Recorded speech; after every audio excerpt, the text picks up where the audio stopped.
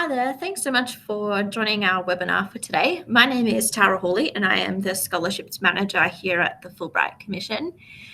Now, every day we get emails or phone calls or inquiries through our website that ask us, how do I make my application stand out, or what things should I be considering when putting together my Fulbright application? So we thought we'd put together a short webinar today just to give you some tips and some advice about what the Fulbright selection committees are looking for, and perhaps some tips on making sure that you've included these tips within your application. Now, how our process works is that the Fulbright applications will close. They first undergo a technical review by our office, which just means we go through to make sure that all of the applications are valid and all of the applicants are eligible. So we check baseline things like, have you got the correct citizenship? Have you attached all the right documents? Is your project statement there? Is your personal statement there? Is your CV attached? Just those kind of baseline things. And then we pass all eligible and valid applications on to a discipline committee. So a discipline committee will look at predominantly the project itself. So it'll be someone that's within the same field as you that can assess if the project is strong, if it is going to contribute to the discipline, and they just really give us some feedback to let us know that the project itself is quite strong. Then all of our recommended candidates after that review go on to an interview committee. Now, the interview committee is made up of professionals and academics from all sorts of disciplines and from all sorts of institutions.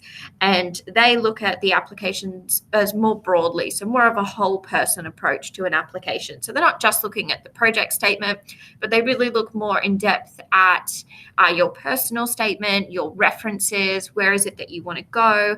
And of course, they take a look at the project as well, and they really look at it just as more than just the project itself, but they look for the other qualities that we're looking for. And what they do is they do a paper-based assessment first, they shortlist, and then they interview the shortlisted candidates. So I guess the big question is really, well, what are each of these panels looking for, aside from just a correct application?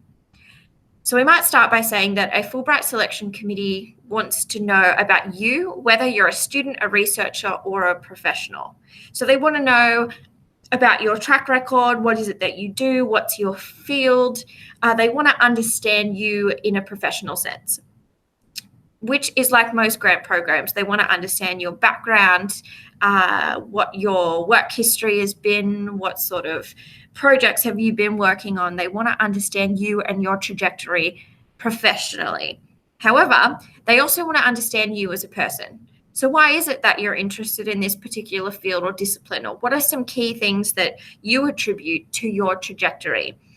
And there are some mechanisms built into the application where you can address some of these things. So the first point about you as a student, researcher, or professional is really, well, what is it that you want to do and where does that fit into your career path? But the about you as a person tells us, well, why? Why do you want to do that? And just gives us a little bit of insight into you as a person. Now, as part of the about you, we can see just a few key things which are key criteria for a selection committee. So firstly, it's about you as a conduit for bilateral collaboration. Now, if you're not familiar with the history of the Fulbright program, I really strongly recommend that you take a look at even just the basics that we include on our website. And I might just give a quick overview, but I really encourage you to have a little bit further into it, especially if you're considering submitting an application. So the Fulbright program was born after World War II, where a senator in the US called Senator Fulbright had the idea or just the feeling that if people understood each other, people to people, culture to culture, in person, things like World War II would never happen again. So he had this other brilliant idea, or what if, and he put this to the Senate, and he said, well, what if we sell off war surplus and we use those funds to create an exchange program? And that's where Fulbright was born. So it now operates in over 160 countries who all do these exchanges with the US. So the Australian American Fulbright Commission both sends Australians to the US, and we also receive Americans here in Australia. So the whole idea of the program is about fostering these bilateral connections, relationships, and collaborations that don't just exist during a Fulbright program, whether that's for 3 or 4 months or for a year, but really continues for years into the future. And the other thing that we're really looking for, which is really crucial to that history, is about you as an ambassador. So when we are sending an Australian to the US, we think not only would they be a great ambassador for the Fulbright program itself, but also would they be a great ambassador for Australia? So how would they represent Australia in another country? And it doesn't have, it's nothing to do with being a formal ambassador and not sharing your personal views or anything like that, but it's just how would you feel or how would you respond to questions about your culture and really just being, it's you always think about when you travel and you feel like you're the token Australian. You might be the only Australian that someone has ever met. So how would you answer those questions about who you are and what is some of Australia's history and what's representative of Australia? So we look at all of those things to see if someone has the skill set there to be a great ambassador, not only for their Fulbright program or for their discipline or for their home university, but also how would they cope in a situation where they could be seen as an ambassador for Australia.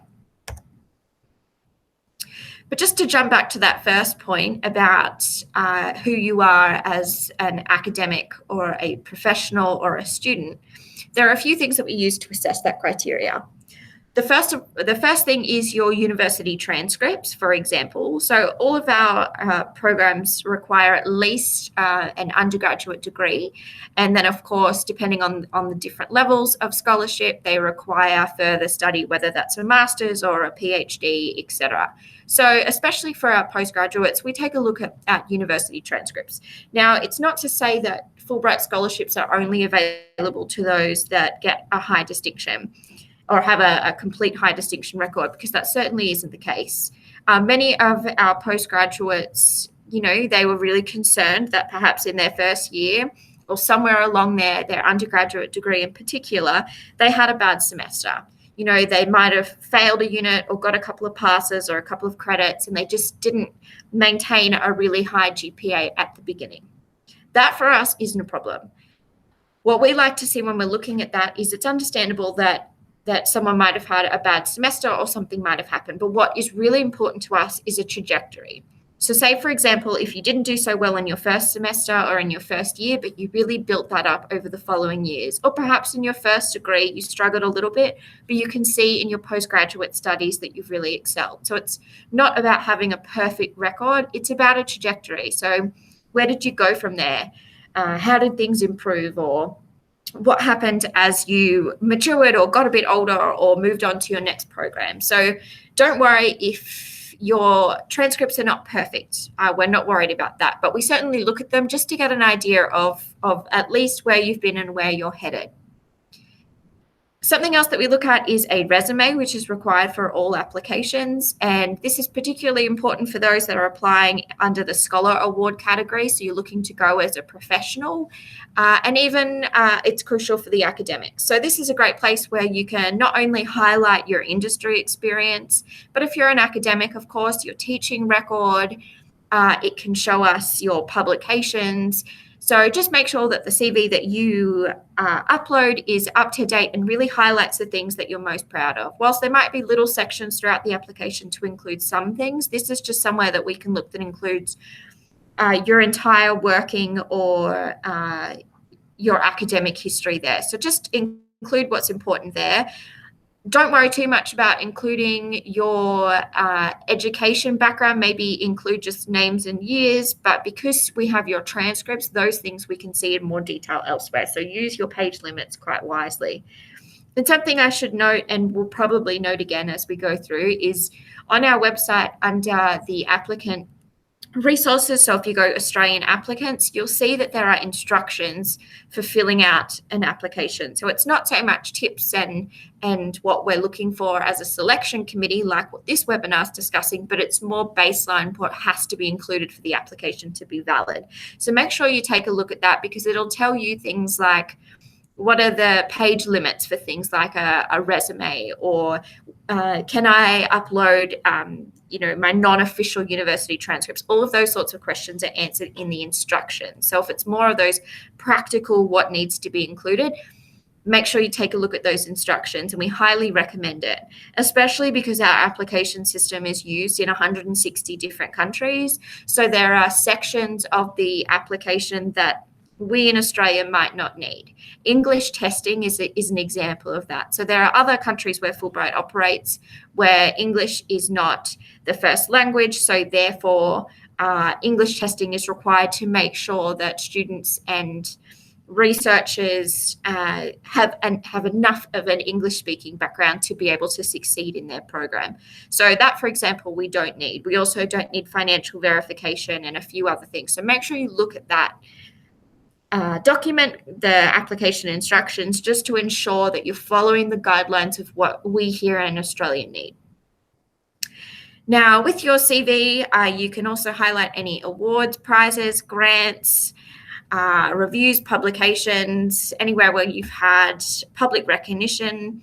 But it's important to note that whilst we look at this achievement and we look at your track record, it's also excellence relative to means. So there isn't an expectation that everyone has received a certain number of grants or prizes or awards, or a strict number of publications that need to have been published. It's nothing. There's not a baseline where we tick boxes. We just look at where you've been and what you've achieved, and that's how we really assess that. So just make sure you include everything that you're really proud of, and don't get too caught up in trying to meet a minimum number of anything, or feeling like if you're a postgraduate and you haven't if you don't have any publications, don't worry about it, because it's also relative to the category that you're applying for. Now, in answering the question about who you are, that's why we require a personal statement. So there are two statements that you will submit as part of your application. One is a project statement. So that tells us about the research specifically. So in your project statement, you're covering things like, well, what is it that you want to do? What is the timeline? How feasible is this project? Why is it important? Why the US? What are the outcomes? So it's really project focused. So that's where you can cover all of what is it exactly that you want to do in the US. But the personal statement is something that is completely different. So the personal statement is an opportunity for selection committees members to find out more about the person behind the research. So it answers the who and the why behind the what. So the what is the project statement, what it is that you want to do, but the personal statement is an opportunity to talk about yourself. So what inspired your career trajectory? Why are you passionate about your area of study or research? And my tip there at the bottom is that this is a really great place to note examples of both your capacity to build long-term collaborations and your ambassadorial skills, which is something we noted there on the first slide. So this is a great opportunity to talk about a personal experience that you've had where you felt like you were for example, where you were an ambassador, whether that was for your home institution, if it was when you traveled and you felt like the token Australian or something like that, but give an example of yourself in that role. But this is really the first point of assessment where we can look at those additional requirements of what we're looking for in a Fulbrighter. So not just is the research valid and important with strong impacts and outcomes, but also who is the person behind it, and will they be a great representative for the Fulbright program and for their country. So whilst you can't go into too much detail with that, it is a great idea to put some of these examples of what we're looking for within the personal statement, which shows that you really understand what Fulbright is looking for. Now, just to jump back to the personal statement, I might just say that this is the hardest thing to write. I think the research and the project, what it is that you want to do, is going to be a lot easier. So the personal statement is a lot harder to write because it's solely about you. So just make sure you're not regurgitating what it is that's in your project statement and why that's important. But keep in mind that this is strictly supposed to be about you and understanding why it is that you want to do this, what got you interested, why are you passionate about it, and what are some skills that you think that you bring to the Fulbright program. Now, we talked about the project statement a little bit. So again, to reiterate that this is exactly what is it that you want to do. So when we look at this, of course, the selection committee looks at the viability or the feasibility of the project. So if you're applying for a 4-month grant, they'll take a look and they'll say, is what they've outlined possible to do within 4 months? Have they tried to do too much, or are they trying to do too little? They look at the impact and the outcomes of the proposed project. They look at where you're hoping to go. So for all of our scholarships, with the exception of postgraduates who are looking to do masters or coursework in the US, every single application requires a letter of invitation to be attached to the application. And without it, unfortunately, an application is ineligible. So it wouldn't make it past that first stage of assessment.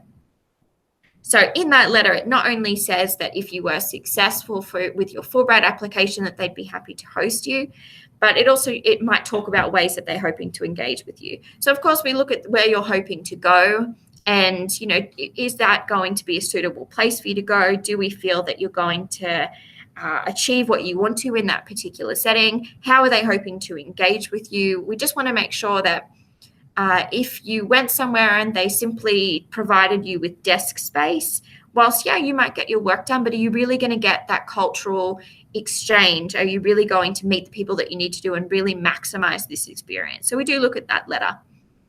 And we look at the project in terms of its relevance to or its impact on the bilateral relations. So, of course, remembering that that's a key focus of the program. So it might be that there's really clear capacity for a long-term collaboration or a linkage, whether that's with you personally, with the people that you work with, or it could be institution to institution that you really see that there's an opportunity there to be doing long-term work there. So we're looking for future/enduring collaborative research or partnerships, and we want them to be dynamic, innovative. Now, as mentioned earlier, something really important that we look for is those ambassadorial skills. So again, the ability to represent the Fulbright program and the Australian and US governments while abroad. So it's not so much about agreeing with or being an official representative of either government, but it's about being a representative of your country. So we're looking for people that are flexible, open to new ideas, experiences, and cultures, and they're willing to share expertise and give back to the community. So because this program is both about having an academic exchange and a cultural one, it's about, we look at sending someone who can go and really soak up American culture and really be interested and want to experience it, but also be willing to give back and share some of that personal knowledge of Australian culture to leave your colleagues and friends with a little bit more of an understanding about what Australia and Australian culture is all about. And of course, we're looking for great communication skills so that these ambassadorial skills can really shine through. And as I mentioned, that personal statement that we discussed is a really great place if you want to highlight a personal example or a personal experience of yourself in a similar role. So just to jump back, so the Fulbright selection committees are looking for a few things in terms of their requirements for their assessment. So they want to know about you, whether that's as a student, researcher, or a professional. So they want to understand, your academic background. They want to understand your professional background. They want to understand what is it exactly that you want to do when you're in the US. So really project and professionally focused. But on the flip side of that, they also want to know about you personally, why you're interested, not only in the Fulbright program, but why you're interested in going to the US, and what will that do for you personally, and why are you interested in the area that you are, and what makes you passionate about it. And they, of course, want to assess whether they believe that you would be a conduit for bilateral collaboration, and they want to know about you and your capacity to be an ambassador for Fulbright, for your country, and for your home institution. So just some final tips and tricks to leave you with. So whilst I mentioned that your project will be assessed by a discipline committee, so a legal proposal would be assessed by a lawyer, just remember that whilst it's assessed by that person in one of the first instances, it's also going to be read and assessed by someone who might not be within your area. So don't rely on technical language or academic jargon. An example of this is an application I read many years ago that was for a mathematician, but a majority of that project statement was mathematical formulas. And whilst that would have made perfect sense to someone that was in the same discipline, someone who was not and doesn't have that same expertise couldn't understand what the specifics of the project was about. So make sure you use layman terms. And my best tip would be, after you've finished your project statement, don't only allow others that are in the same field as you read it, but give it to someone who's in a completely different field than you. And you want them to come away and be able to understand exactly what the project is for, why it's important, why the US is important for you, why do you need to go, and why not just be able to stay in Australia? What are the outcomes or potential impacts? And you really want them to get a good, clear understanding about what it is and why it's important. So again, make sure you not only give it to someone who's within your field, but give it to a couple of people who are outside of your field, and make sure that it's nice and clear to them. My second tip there is use your personal statement as an opportunity to sell yourself and round out your application. So it's an opportunity to give the selection committees a better understanding about you outside of your work or your project statement or why you want to go to the US.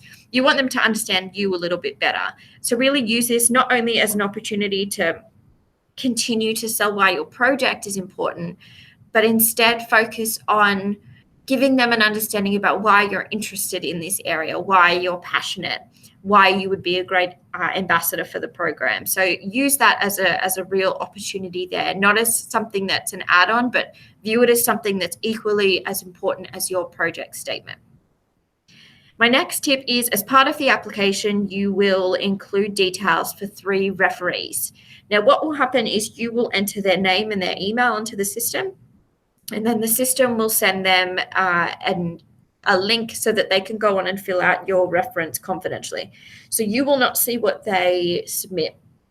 You'll be able to tell if they have submitted, but you can't access or view that reference. So a few tips there. In terms of picking your referees, you can have 3. You need at least 2 to have submitted, but you can have up to 3 references. Now, whilst it could be useful to have 3 people that are all from, say, for example, your department, think about what it is exactly that they're going to say about you. And if you think that they're all going to share similar thoughts or, be able to reflect on similar skill sets, you might want to think about mixing up your referees a little bit. So, for example, you might get the dean of your discipline to submit a reference. You might get someone that you've worked with. You might get someone that you've collaborated with internationally or from a different institution. So where possible, try and mix it up a little bit and think about how these people are giving the selection committee examples of who you are. But if they can build a great picture of you from different angles, that can only be helpful. Now, when choosing them, I've noted that it's important to think about what they're going to say about you, but also be confident that they're going to write positive things. People laugh when I say that, but it does happen every now and again where someone's put a referee and unfortunately they've not been too glowing in their reference. So make sure you're confident in what it is that they're going to say about you. Secondly, make sure you contact them early. So in 2018, the applications will close on the 15th of July. You don't want to only give them a week's notice. You want to let them know well in advance, particularly if they're in higher levels of academia or in their profession. If they're busy people, it can easily get forgotten. So make sure you contact them early and you've let them know that that link is coming through. Now, keep in mind that because the link that gets sent through is a bit of an auto email from our system, it means that sometimes the link or the email can get caught in spam, especially for university emails. So once you've entered that information, follow up with your referees to ensure that they've received the link. And if they haven't, get them to check their spam folder. If you have entered their details and they still haven't received the link, they can't find it in their junk email, let the Commission know ASAP so we can follow this up. The worst possible thing that can happen is for the deadline to pass and you've put all of this work into your application, but because a couple of your referees didn't come through for you on time, that the application becomes ineligible. And unfortunately, we can't accept any late referees. So please ensure that you select carefully. So try and pick a few different people that can talk about you from different experiences. Secondly, be confident that they're going to speak well of you. And thirdly, make sure you contact them nice and early. And fourthly and lastly, follow up. Make sure that they've submitted. So you can see when you log into your application if they have submitted, but keep following up until they do. Now, our next tip there is about your letter of invitation. So remember, this is for all applications except for students who are applying to do master's or coursework in the US. So if you're a PhD researcher, a postdoc, an academic, or a professional, you need this letter of invitation that comes from your potential host institution that tells us that if you were successful, that they'd be happy to host you. But it really does help the committee if there's some enthusiasm in that letter about how they are hoping to collaborate with you and work with you. So again, not just giving you office space, which of course is really helpful, but do they have any other plans for you? Do they want to introduce you to other experts in the field or have you assist with what they're teaching in their courses, or do they want to run some events for you or give you some opportunities to give some public lectures? So that sort of thing. So anything that's outside of the specifics of allowing you to come into their institution, but how is it that they want to engage with you? So this can be really helpful, especially for the selection committee if in all other aspects, 2 applications are considered equal. To really see that a host institution is committed to the applicant can be really helpful. Now, if you get through those 3 stages of more so paper-based assessment, so again, that's the first stage, which is where our office just checks to make sure the applications are valid and eligible. If it then gets through the discipline committees and where they look at the project, then it'll go to the interview committees who are doing their shortlisting. Then, of course, you'd be invited to come and give an interview. Now, the great thing about an interview, of course, is you get to put a face to a paper application. So really use this as an opportunity to be honest and genuine during the interview. Don't try and tell the selection committees what you think that they want to hear, but just be really honest about who you are and what you're doing. Now, you might hear, if you've spoken to some Fulbright alumni, that sometimes the selection committee will throw you a really random question that's outside of the specifics of your application. But, try and take it in your stride. Be honest. Don't be too nervous. They just really want to get to know you and see if you'd be a great fit for the program. And obviously, they already think that there's great potential there if they're interviewing you. And what else can I tell you about the interview? It'll only go for about 20 minutes. There'll be a small panel there that are experts again from academia and industry, but it's a good mix who may not be within your specific field. And if you want to see who we've had on past selection committees, you can jump on and view one of our past annual reports. It's not to say that the same people will be on the committees again, but it might give you a bit of an understanding on what the makeup could be. And again, speak in layman's terms when talking about your project and what you want to do, and just don't assume that they have the same sort of expertise as you do.